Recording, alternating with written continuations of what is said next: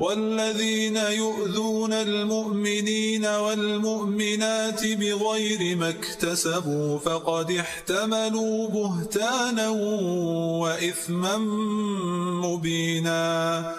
يا أيها النبي قل لأزواجك وبناتك ونساء المؤمنين يدنين عليهن من جلابيبهن ذلك أدنى أن يعرفن فلا يؤذين وكان الله غفورا رحيما.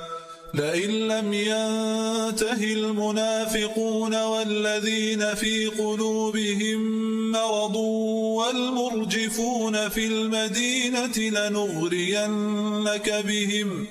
لنغرينك بهم ثم لا يجاورونك فيها إلا قليلا ملعونين أينما ثقفوا أخذوا وقتلوا تقتيلا.